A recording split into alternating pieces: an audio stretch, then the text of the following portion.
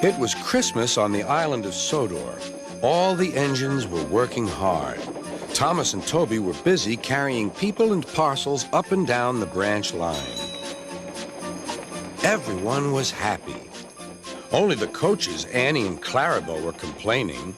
"It's always the same before Christmas," they groaned. "We feel so full. We feel so full."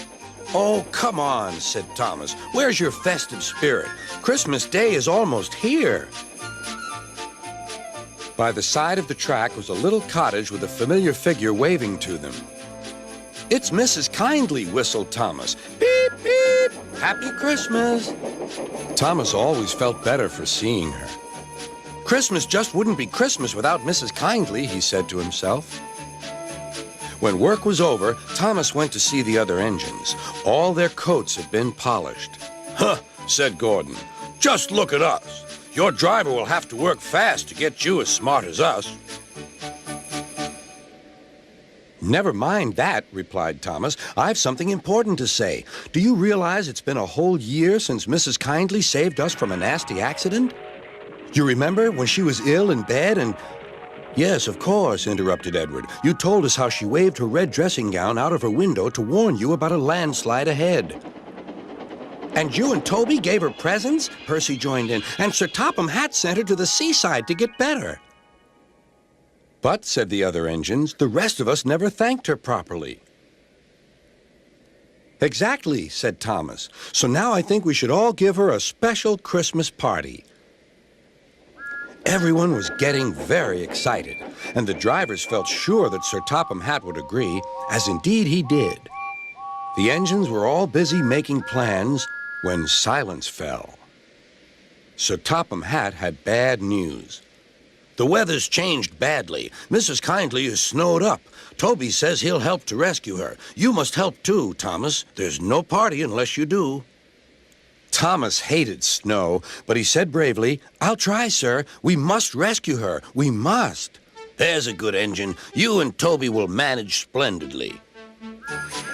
Thomas charged the snowdrifts fiercely. Sometimes he swept them aside, sometimes they stuck fast, and the men had to loosen them.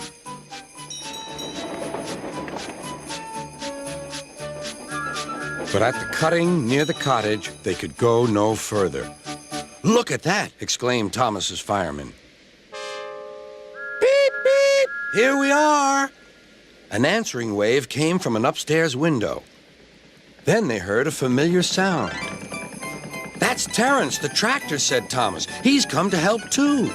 Sure enough, Terence had a snowplow and was working hard to clear a patch to the railroad line and safety.